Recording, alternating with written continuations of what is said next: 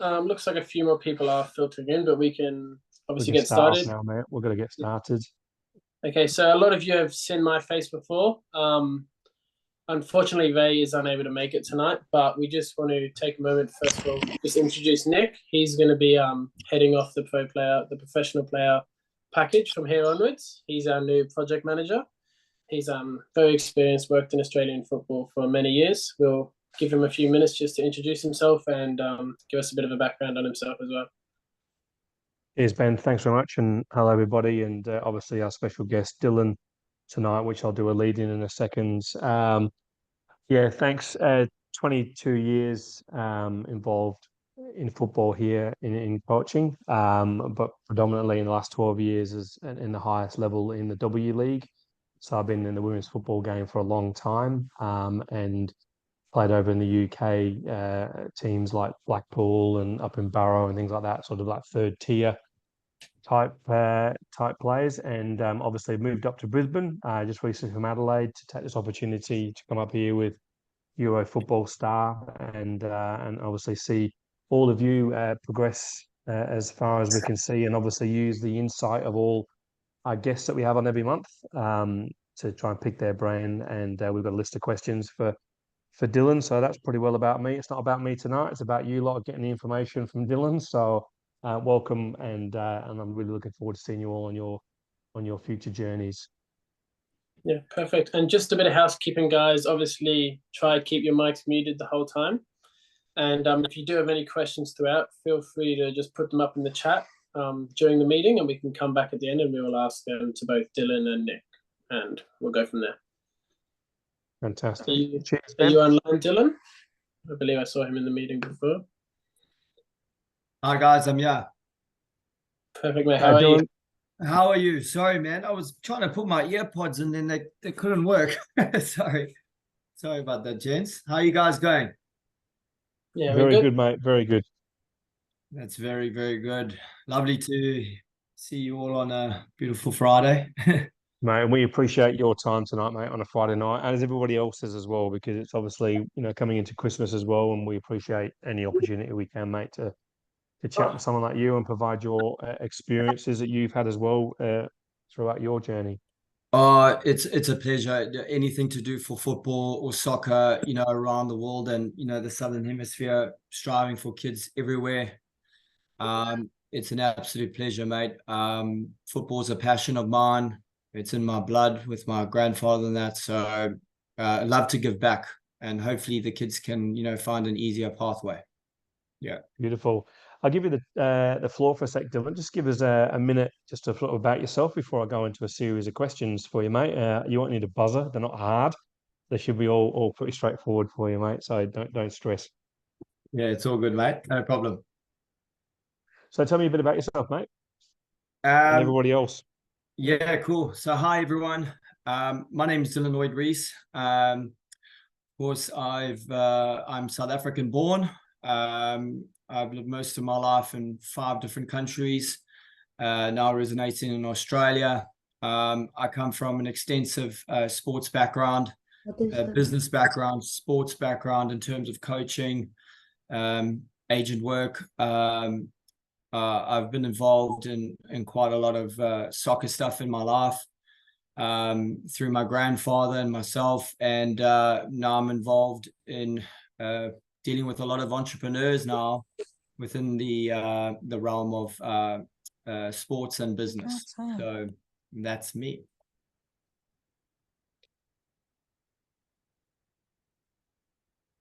You're on mute. Gotcha. Thank you, mate. Sorry, mate.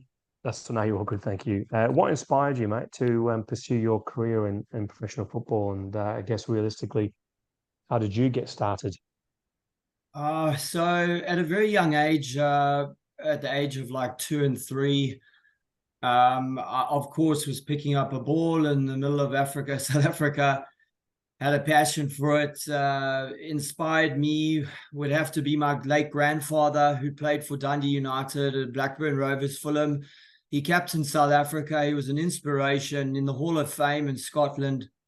I truly aspired to be like him. And when I was young, I loved soccer, and my family loved soccer. Football was in our blood. And it just was something that, once I got going, and, I started watching a lot of Man United as a young age and all the other big players around the world. I just, I was fascinated. I eat, sleep, couldn't stop thinking about football and soccer. Yeah. Fantastic, mate. Thank you. Now on that, obviously, I'm a big Man United fan, mate, and I was fortunate that my uncle played there, Norman Whiteside, back in the 80s, which I'm very fortunate to have that in the family as well. Unfortunately, I didn't go on to be like him. However, you've got a David Beckham connection, mate, and I think this might just grasp a few maybe of the audience. Maybe at 7 o'clock on a Friday night might wake them up. Can you tell me a little bit about your connection there? It's actually it's actually, you dream of wanting to meet some of the biggest players in the world. Yeah. And I aspired when I was young as a little boy that, like, training 3 times a day, putting up massive amounts of pictures of Man United, Giggsy, Scholes, David Beckham. I personally always dreamt, and I visioned myself one day I was going to meet him, to meet him and actually aspire to do great things. And that was always in my drive to never give up. I believe in South Africa, we have that passion. I had a British passport as well, and I traveled the world. And when I saw the moment that I could most probably get to him, I had that opportunity, and I got to meet him 3 times and interview him on his last book. And when the David Beckham Academy opened up, I got to see all the magic with him. So it was great.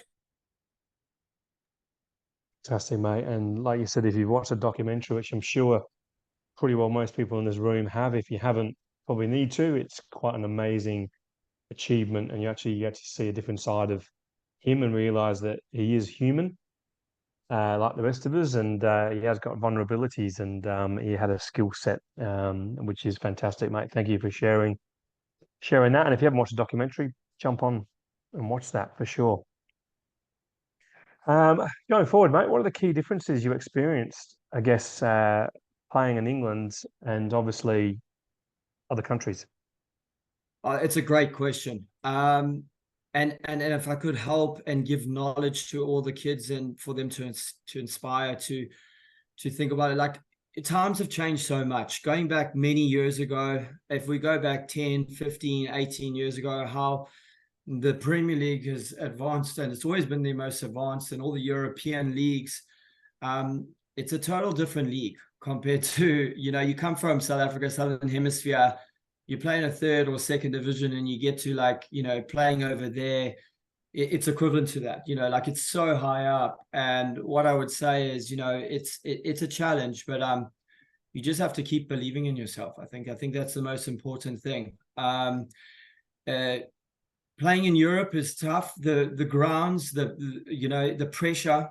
You need to keep focused. You need to keep your faith, and you need to keep positive, and you have to have that strive to never give up. I think it's imperative for kids coming up in the soccer federations around the world that you have to have, a sole belief that you can make it and you can do it. And if you lean on the right people, and you surround yourself with the right academies, and the right people with the right technical knowledge of these days, because it's evolved so fast, I think you can go forward so well, and you can really make it if you believe in that.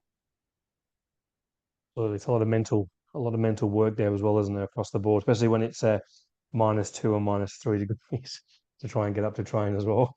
Oh, geez, I remember putting the boots up and hanging them on in the boot courts, and everyone, all the team and the camaraderie with all the boys, and being South African, and getting into the British. I've got a British father, Welsh British father, born in Coventry, and I had that background of British family, and that kind of helped me through it. But it is tough, and you've got to. It's a serious game when you play on the European level. And you've really, you've just got to have that passion, and you got to keep happy, and you got to keep positive and keep striving towards your goals. Absolutely, mate. No, thank you. These questions, for everyone's interest as well, have come from people that have sent in questions. So there'll be a few of you cover off on these, obviously, so Dylan can answer them, and also obviously ones that we want to ask Dylan on your behalf if you're maybe too shy or something to come forward in relation to that. So it's very important that you understand that these have come from the audience as well. So, and for you, Dylan, so you know that the people that are actually engaging in these questions are genuinely asking them. I guess as we discussed there, we talked about playing around in different countries. There's different pressure. You talked about the different elements. You've got the physical elements, the weather elements, but there's also different pressure as well playing in these sort of high stake matches or important tournaments. How did you personally, I suppose, or any advice you could give to these players, how to handle pressure the best they can, or you did? Thank you. I suppose big games, big cups, big finals, big leagues, the nerves are always there. You just got to really have that mindset where you got to have courage, get on the team, and it's a team playing sport. You got to always look at your team players. Your team members are the guys that lift you up. They build you up, and your coach, the gaffer, those guys are your team around the football guys that are around you, nutritional, the physios, everyone, and the coaching staff. You really got to look and talk with them. And I think in this day and age, the new age versus the old age, from when we were playing, it's about having the right mental state. I think what I did was I mainly just really focused on my coaches like a father figure. I really tend to really lean on the academies for their strategic sound advice, for letting me flow in my game. Have I done this? Have I done that right? What should I be doing? Am I doing the wrong thing? Ask questions, and make sure that you're really just giving it a good go. I think there's a lot of things that come in this day and age. I think if you strategically, in this day and age, with the technology that's evolved so much around the science of football, like from Germany to everywhere, you really need to look at all the new aspects of technology in football now as well. So, I think meditating, a bit of yoga, doing a bit of gym, getting your physique up and right, because the leagues get tougher as you go up, and you need to be very physical, but have a lot of speed, but also be very technical and smart the way you play. 100%. Thank you, mate. We always like this one, and like some of maybe the parents here in this room, in a sense that there's two sides to this question, I suppose, is which teammates or opponents left a lasting impression on you and why? But I want to take it a little bit further, because the game has changed technically, as you discussed before. There's two sorts of impressions that it can leave on you. One can be how they played and the fact that they were super professional in everything they did, and the second one can be physical element, which has probably changed somewhat from the Vinnie Jones type days and the David Baddies and days. where the Vinnie Jones type days. Yeah, lasting impressions were something that we left on your legs with, but lasting impressions nowadays is more about someone's talent. So if you maybe give me both of that, because you're coaching in an era, but you've also played in a different era as well.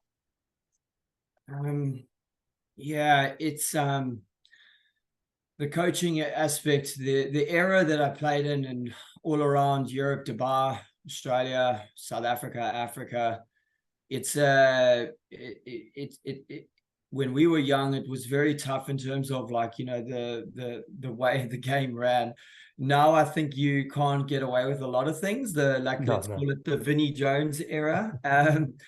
And a lot of the players that were in the Premier League, they were known for, third division, second, fifth division, Ryman's Conference Leagues. It's just, personally, I just think that nutritional value in terms of the kids aspiring to be semi-pro or professional footballers, you need to really focus on the technical side. And that's like prime example when I used to, coach with Bex and then Bex was sent to Preston, like you have to build yourself up, you have to build your physicality up, and that's what happens sometimes, if it's not ready for you and you're not, you need to be eating right, you need to be training right, and you need to, you're getting good sleep, and you need to really be staying close with your family and staying close with your academy and people like that. I think it's definitely changed a lot, and the speed right now and the technical passes and the way the game has changed so much with the evolving technologies as well.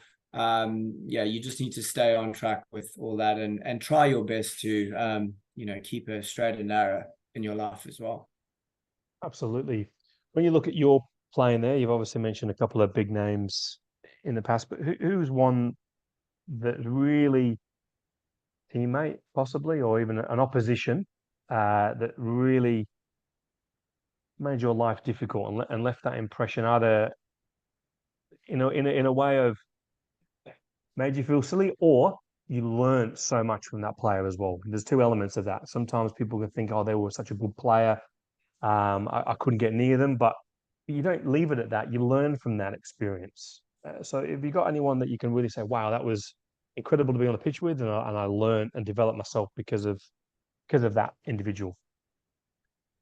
Oh, it's a great question. My memory with everything, it's going way back, and there's plenty of very good players out there. And I think strategically, coming from Africa, it's very similar to Brazilian football as well, and they chop your legs, and you learn from a lot of those type of players. Now, I'll be honest with you, I had a lot of speed in my game. I was a right winger striker. I loved scoring goals. I was hungry. That's just how it was. I think personally, people like Sean Bartlett, Stephen Pienaar from Everton, the Botha brothers, one of the Bothas went to Man United with Quinton Fortune. At a time, Benny McCarthy was, he's now the Man United coach right now, and he's doing a great job. He was at my old club, Amazulu. These type of players were all the people when we were growing up, and, it was coming in Africa, we have a whole different race. It was very challenging, playing in a trying to strive to be the best. But all these type of players, and I think you could take people like Bex and, all the people around the world, but at the end of the day, I think you just need to focus on, primarily how your game is, and, strive to be the best, and just learn from those technical stuff that you can receive from academies, because I think I think knowledge is power at the end of the day. And then if you can mimic certain things and just put it in your own way, because you got to play your own game at the end of the day. We can't all be a Messi or a Ronaldo, or, we just got to do our best. Absolutely. And it's getting tools in your tool belt, isn't it? At the end of the day, as many as you can and playing. At the end of the day, you got to keep playing. If you need a drink, please, Dylan, I know you're doing a lot of talking. If you need a drink, please just take a pause if you need one, mate. No, thank you very much. There's a fair few coming. That's all right. Thank you very much. I'm all good. That's right. I guess challenging yourself from being a young player into professional player, and then not only becoming a professional player, but staying there is a challenge. And I guess, could you try and bring it down for everybody in the room to one or two things that maybe is the most challenging aspect of transitioning from being that young player, breaking in, and that's fine. Then you've got to stay there, which is nigh on the hardest, because everyone there, once you're there, wants to knock you off. And it becomes that real challenge in the world of professional football. And obviously I was only in semi-professional football, but it was still there. There was that element of they want to take your legs out to take your spot, because it's the next step. So I guess, could you help me with describing what was one of the most challenging aspects of transitioning from young professional and then staying? I think it's you've got to have that game. You've got to be, transition. The two challenges that you face are one, when you transfer from a young player and you're playing two age groups above, it's the big tackles, it's the physicality, it's the movement of the ball, and it's also having that peripheral vision in the back of your head. I think that is imperative if you're becoming a professional football, to know that people are behind you, back, the way you turn, looking before you move. It's one of the biggest things. One thing I learned, that also leaving South Africa at the age of 18 and a half and coming to Europe, is that was the biggest thing, is that people were on you in 2 seconds, and you're looking over your shoulder to pass a through ball, you were getting chopped, and I think staying around the right people as well, leaning on good people, positive coaches, academies, agents, people that are family, so important. My mom was inspirational for me. I think you have to stay around the right, and those are the two challenges coming up as a young player, because you're trying to develop and jump up age groups, because I always jumped up an age group or two in my young career. And I think when you jump up as a young player, you realize that it's not only that you're becoming into that semi-pro, and then you're turning what you've wanted to always to dream of, but staying there is the most, that's the biggest, hardest part of it, because you've got to stay in there, and then you keep jumping around, which is a lot what I did. And I think that you have to learn from that, and you have to you have to find the right place. I think you have to be placed right as well. When we were young, we never had that. It was a struggle to get to, on trains and on buses and doing everything around London. And, when you get to those stages, right now, you have such a good system, because now we are in 2023, and you've just got, a great setup around you. You've got a great support. You've got a great support of the federations. And the coaching is literally, it's really changed the game. It's so I think the two biggest things is keep yourself, keep working in the gyms, keep working on your nutritional stuff that you're taking, and make sure that you're in line with everything. And also, keep with the right people, have the right people in your corner. Yeah, superb, Dylan. I really appreciate you sharing that. It's one of those things where I look back now, and I've got kids and girls, and they play, and I look back, and you're probably the same, Dylan. When you were breaking into that, you were cleaning the first team's boots, and you were literally taking the mud off the boots of the players, and if you didn't put them in the right rack at the right time, you would know about it. And sometimes you're even washing their cars, and Everything. this was part of the process. And I've got, like I said, I've got girls, and they're young and they're playing. You couldn't imagine it in this day and age, and and that was hard, because it was something you felt though you were so low down, but you had to literally change laces in boots for people, and you had to clean boots. It was what it was, and there were tough times, but it's different now. Everything's now, it's about, you've got to be 100% every time. There's a GPS, there's a tracker, there's a fitness test, there's a blood test, there's everything now is at a level where you've got to be on song. Everything you do, eat, media, social media. We never had that. It's just different, and the game's changed a lot, and yes, you've got to have a lot of motivation, dedication, perseverance. Yeah. You've got to think, eat, sleep, football, soccer. Training 2-3 times a day. That's what starts to happen. That's how it goes. You train in the morning, you train in the afternoon. It's a big jump up. Like when you even in semi-pro, it's the same thing. The level is just so, it really is fast. And like you said, it's evolved so much with media and social media and stuff. It's a whole nother level now. And I think focus, motivation, perseverance, and dedication. 100%. Well, that leads me on to another question. It probably leads into that a little bit, is, staying physically and mentally fit during your career. How did that influence your lifestyle, I guess, post-retirement? You get to a stage where we all see it, people let themselves go, but did that, obviously you're still a fit and healthy man, and what has that influenced your lifestyle, your motivation to your new career pathway, dedication?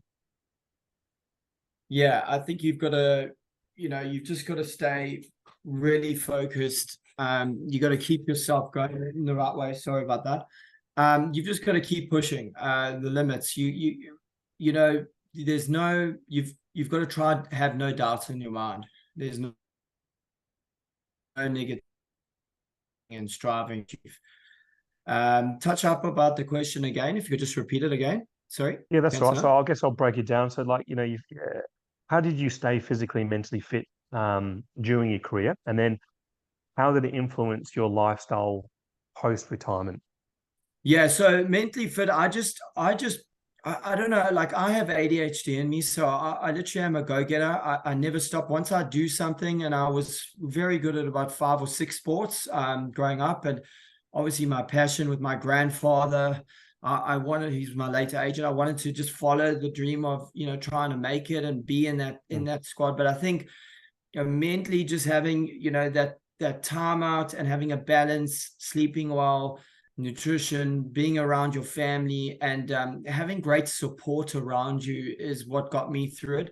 But coming from Africa and, leading into 5 different other countries, I think that it's so different that even on your travels, you need to just stay really, really focused in the game. I would say keep up to date with what's happening with the trends, the knowledge, how the players and how the teams are evolving. Make sure you're so involved in the game.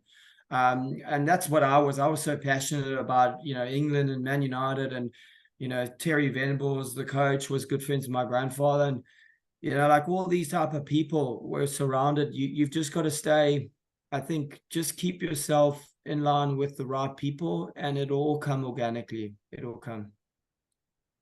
Fantastic. Thank you, Matt.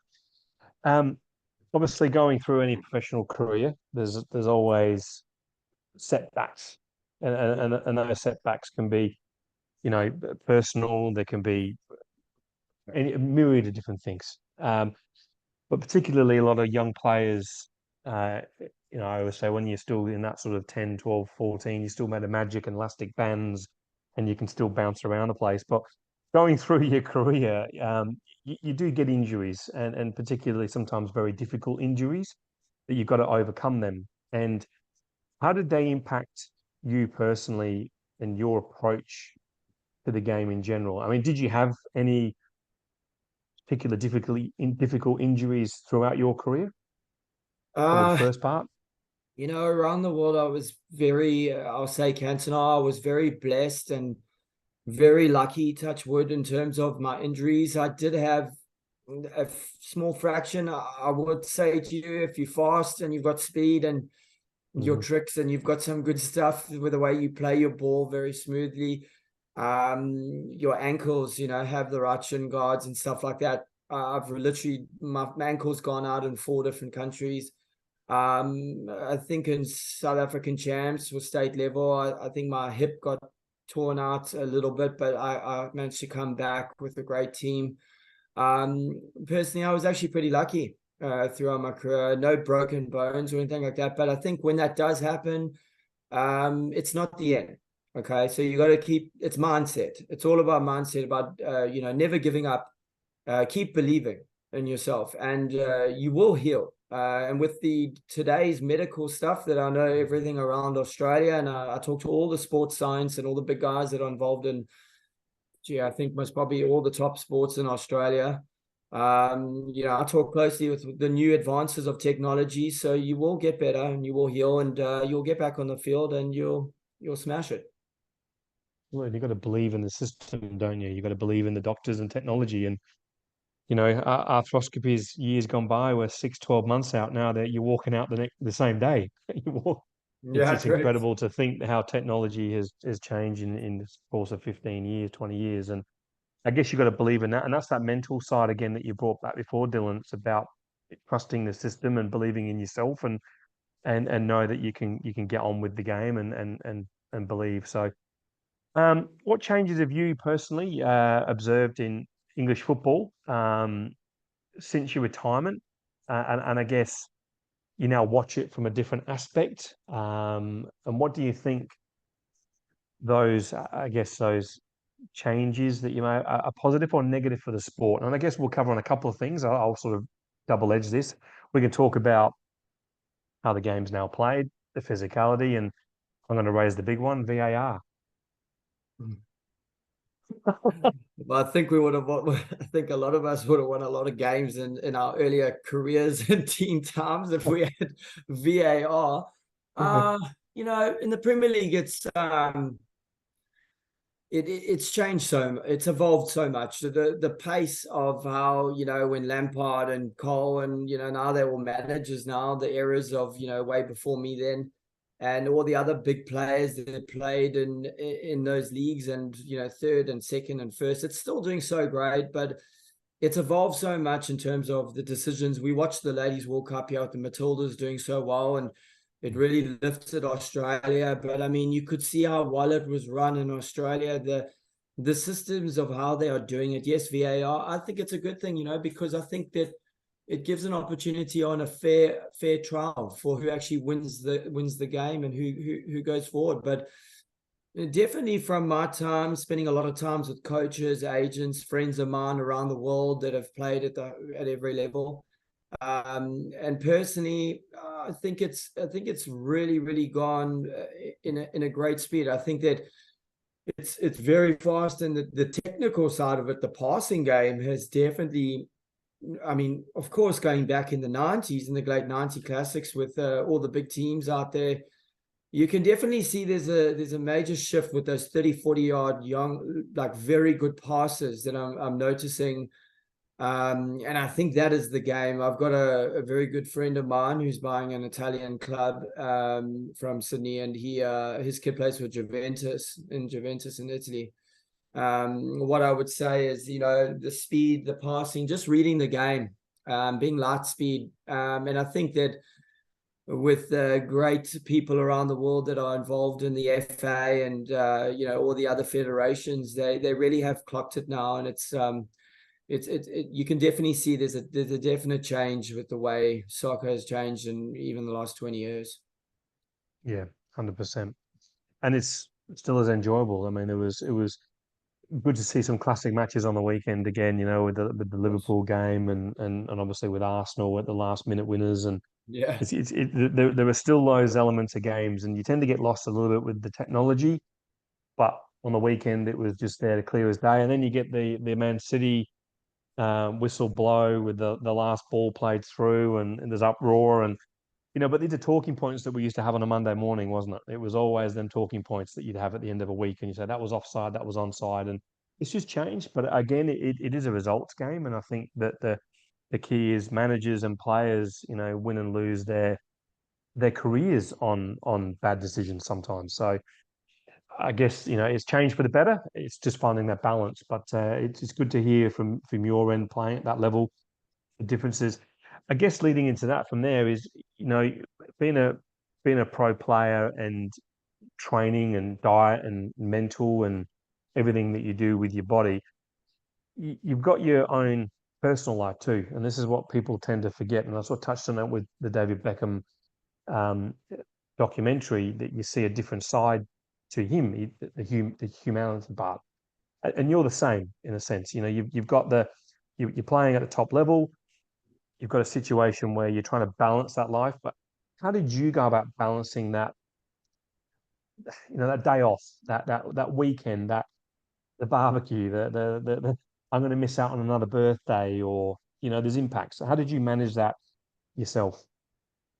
Yeah, some of those times, you know, the off season is always good to, you know, gather those times. But when you're playing, it's a job, you know. You know, semi-pro leagues, you know, professional trials that you might have, everything that you do, and playing around the world at whatever league, you need to keep it.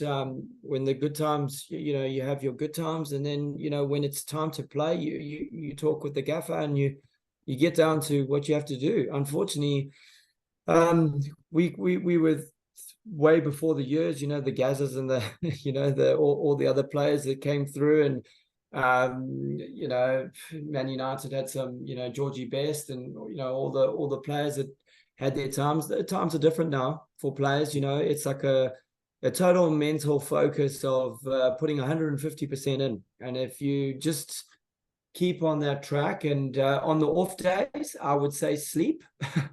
relax, go. What I really believe in, and I think this is imperative for the kids listening on here.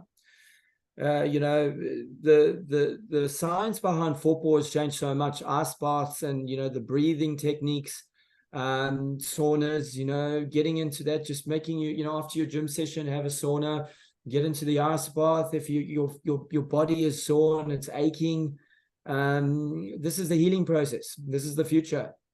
And I think it's going to be good for the future of soccer and football around the world. Absolutely. No, thank you, mate. There are questions coming in, which is great, and we will add on to those in due course. So just remain patient there, and I think Ben's hopefully collaborating a few of those in the background for me. No problem. You've got, can you share me some insights? And I always love this question, but I guess be careful not to name names is probably the key to these questions. So I'll give you time to let you process this. But can you share your insights into the camaraderie and team dynamics in a locker room during your playing days? Because sometimes it's not always get along with everybody, and it's kind of an impossible ask. But at the same time, there's definitely a camaraderie that you get. So can you share some of your insights into the team dynamics within your locker room sometimes when you're playing days? And remember that there are some people under the age of 18 in this room. So not a problem. No problem. Yeah, I mean, I think personally speaking from my experience, from Africa right to the UAE to, you know, Europe and then back to Australia and America, I found that, you know, when you might be a player that sticks out a little bit, and it's hard when you get into a new club or an academy and maybe they speak different languages, or, you know, they come from, you know, a different country. You just need to stay focused on your pathway. You need to, you know, stay in your game, reach out to the, you know, the football psychology, or the people that are, the coaches are usually the people that you lean on the most, because they become like father heads to you, you know, and they really can, you know, gel with you and give you the right direction and guidance to lead you in the right path. Personally, I had lots of fun. I was always the clown in the changing rooms, and you know, the coach and the gaffer would get a bit upset with me most of the time. But you know, if I go back to South African days as well, like I grew up with a lot of, you know, players and coaches that came from Birmingham and, you know, Gillingham and, you know, Scotland and England, and they were all big Premier League players. They all are ex-uncles and, you know, grandfathers and stuff. And I think that you just have to, you know, listen, you know, make sure that you just do the right thing, and you do the best that you can, because you can only do the best that you can, and just stay on the, you know, just keep pushing. That's what I would say. Fantastic, mate. And locker room days are always fun. Locker room days are a lot of fun. You They can can win be and good lose. and bad. Oh, they can be, and depends on your state of mind too. Absolutely. Of course. You Of know, course. it's, and you can bring that into, but sometimes you can feed off them. Right, You can feed he's off one. it. He absolutely, and I think it's important to do that and get around the good people, as you Absolutely. rightly mentioned. Okay, here you go. Here's one for you. Favorite stadiums to play in, and do you have a favorite away game memory? Oh, sure. Big memory, yeah. Test the memory. Yeah, no, so favorite stadiums, I played at a couple. There's a few over South Africa, even in London and Europe. You know, Craven Cottage, we did some stuff out there, you know, QPR, Gillingham, Crystal Palace. Stadium QPR. I think there's quite a few to name. You know, Dubai's even got some good stadiums that we had. I played in all the big African, in the PSL, in the Vodacom League. So we had, you know, fantastic stadiums where the World Cup South African soccer got held. I know Wembley. I was an Eddie. I used to do little things on the side as well. I loved. See, the thing is with football, you can play football. You can do, you know, indoor. I used to love indoor Tiger Fives. I used to do a lot of stuff with Nike, and I did a lot. I was an Adidas freestyler. I used to do a lot of stuff in front of West Ham fans and that. So it's pretty. I think Europe has got some great stadiums. There's great stadiums around the world. They're all good. Yeah, and they're all competing. All competing. They're all competing. All right. How do you think that the game of football has evolved since your playing days? And I know we kind of touched on it before about the speed and the technical, but what trends have you found the most interesting, I suppose, or more so surprising, I guess? Like, so I'll kind of rephrase that so give you more time to think about it. So, yeah, has the game of football evolved since your days? Obviously, it has in different ways, for the good or the bad. But what trends have you found the most interesting throughout that, or surprising? Sorry, I'm That's on. all right. Come in. I've had my kids running back and forward, mate. It's Robin. all good. Sorry. Okay. Just go talk to mummy. I'm just on a call. Just go call mummy, please. Sorry, guys. This is Rocky. So what this brings down to, you see, I'm on a call. professional footballers are human and they Right. are normal people. Professional footballers are normal people. There you go. See, they've got Yeah. normal things going on like the rest of Yeah, us. I've no, had my kids running back, so it's all Rocco good. is the next. Rocco Reese is the next. Wow, he's ever playing some good football in Australia. We better sign him up, mate. No, so totally. I would say in terms of just as you rephrased it. Sorry, could you just rephrase it again? Yeah, so since your days of playing, the game of football has evolved, obviously somewhat. But what are some of the trends that you found the most interesting, or probably more surprising in the sense of the involvement of the game since you played? Yeah, the trends that I would say in the football game most probably that has gone. I would say most probably the tricks. Most probably, I mean, we touched up on the speed, but the technicality of those, like I mentioned earlier, like for example, watching my kid's son in Juventus, I would say that he's 13 years old and he is doing passes like Stevie Gerrard and Scholes, like unbelievable 40, 50-yard passes. Yeah. And they are pinpoint running onto. So I think the long game with very technical short passing and that mobility of just having that peripheral vision around being so fast. And, the one touches are always doing good for Arsenal and people like that in Barcelona. Yeah. Yeah. So, Absolutely, and it's always going to keep evolving. I mean, it's you've got a rondo type base period at the moment where everything sort of was that tiki-taka as they called it with Barcelona, and now it's changed to these different pressing modes, and I think from that point of view, there'll be a new evolvement again. There'll be someone else who'll work out a system to break down the Man Cities, which they're starting to almost do a little bit now. You can kind of see now these top two or three sides now are pushing Man City, where they've had a bit of a run with their squad depth and their I guess their involvement. But other teams are now starting to catch up. So there'll be a new team that comes through with something a little bit different to give them that edge. Everyone's looking for that little edge, that little, not even 1%, are they? The micro percents these days, the small amounts of margins. correct. Sorry, you just broke out a bit there. Can you just repeat that again, Cantona? Sorry, you just broke Yeah, out a that's bit. right. So basically, you look at sort of the way like your Man Cities of the last 4 or 5 years have really had that ethos of being the top club. They've had that little bit of they've been evolved a bit quicker than everybody else. But now these teams are starting to break them down now. You can start to see them now in parts of the game, not on the ball as much. So there's a new evolvement of techniques now that are going to be coming through. And probably in 5 years' time, there'll be another way of playing. We're looking at these high presses. We're looking at the way our sixes move, the way our centre halves come involved, our wing backs come in. But it's going to keep changing. It's evolved. Like you said, there was these balls that Paul Scholes and Beckham.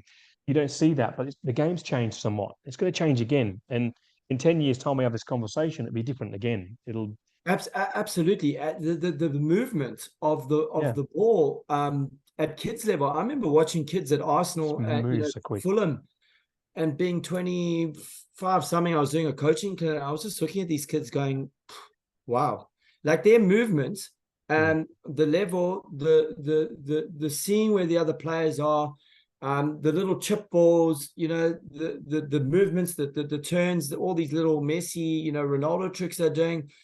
And I would say, you have to simplify your game. I think that if you're good at doing those type of step overs and, all those back heels and stuff, you need to just bring it back. I think it's play your game. And I think that you will evolve your game through the right coaching staff. And I guess I'm going to just have one more before we hit the floor again. Sure.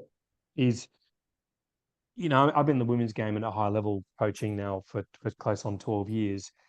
And it's great to see now the women's game has changed so much. It's now on the map. It's entertaining.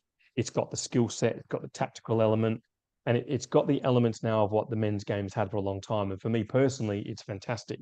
And you saw that at the World Cup. It brought people in around the world that had probably never watched football.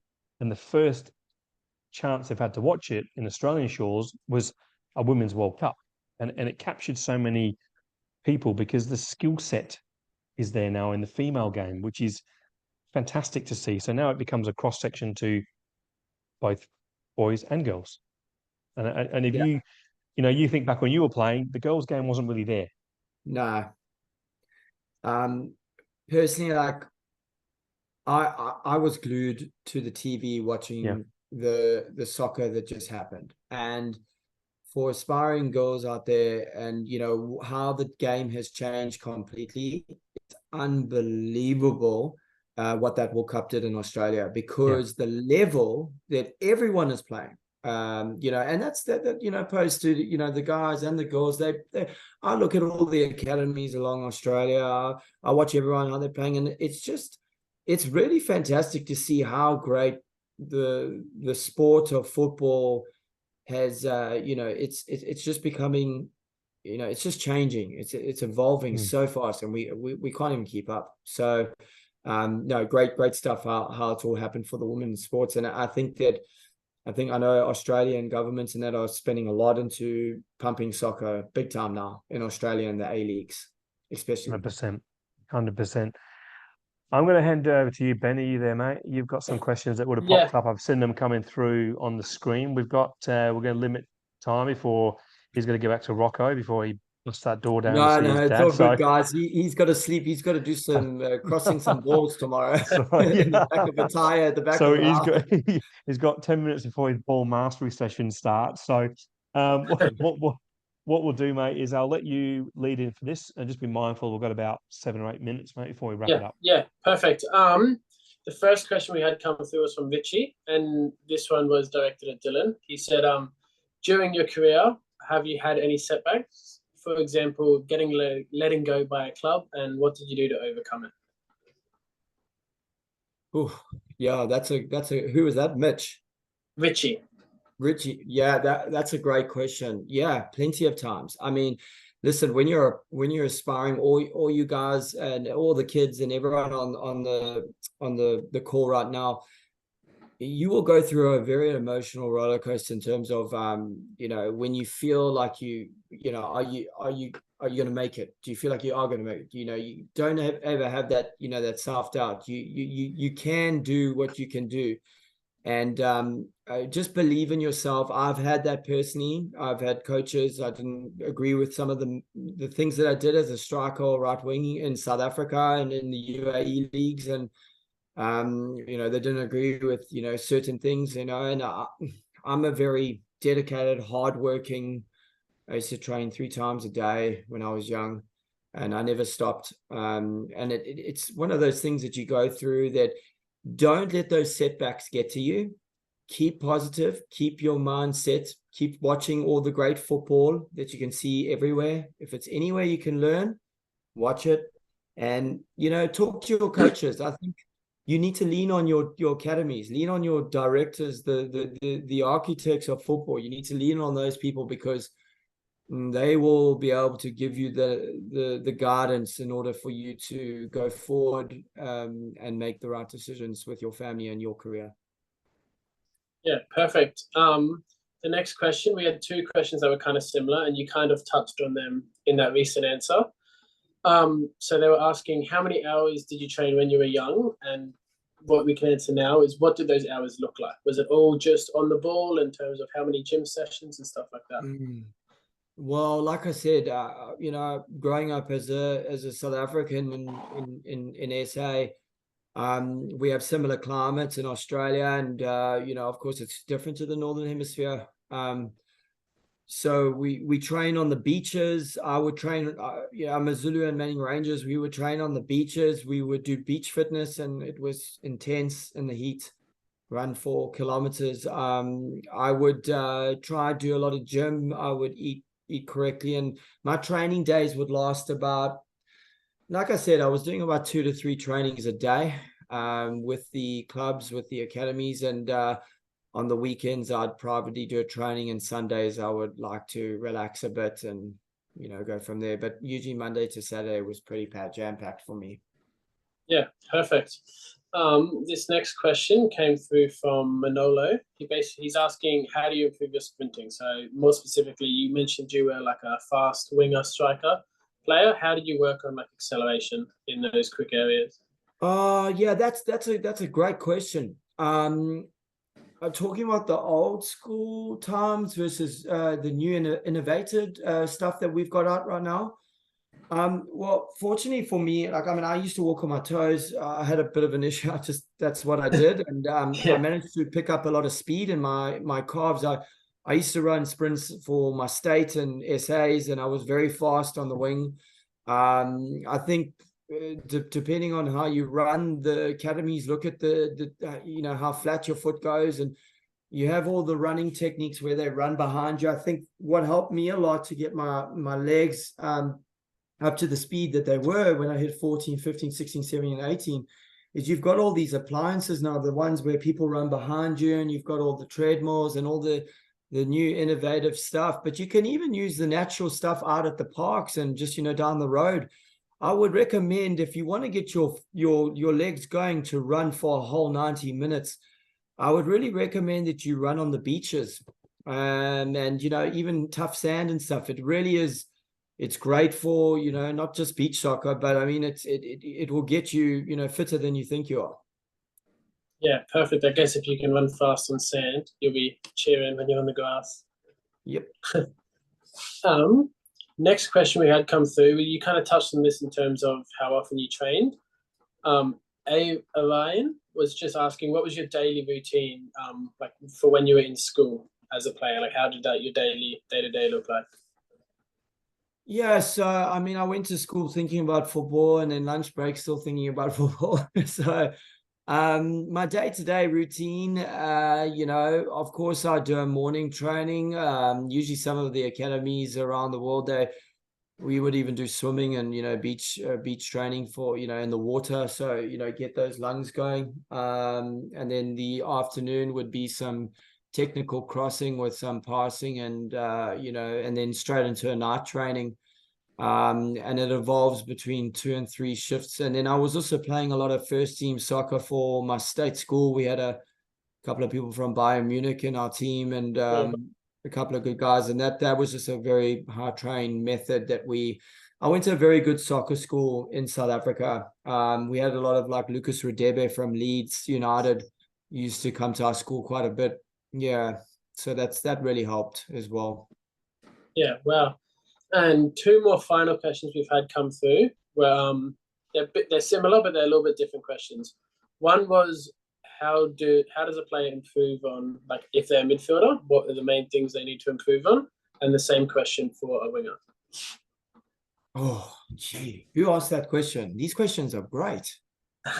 There's one from Jessica, and there's one from iPhone. I'm not sure who that one was. Okay, well, thank you very much for that question, because that is if I'm talking personally from a perspective of when I played with all my guys that went around the world and played as well, I think the transition happens is that midfielding, you have to run a lot. You have to be, defender. That's what my grandfather was. You have to be a rock, and you have to be solid, and you have to time your tackles like perfected and be great in the air, which is what the game's doing right now. Everyone's great, in the headering of goals. It's just changing. Yeah. I think midfield, you have to run. You have to keep that pace up. You have to keep fit. You have to keep, if you're essential, you'll be moving in those channels all the time. As a winger, at the end of the day, it's speed and cutting through those tricks and trying to get, down the line, making sure that you time your runs. Timing is what you need at all stages.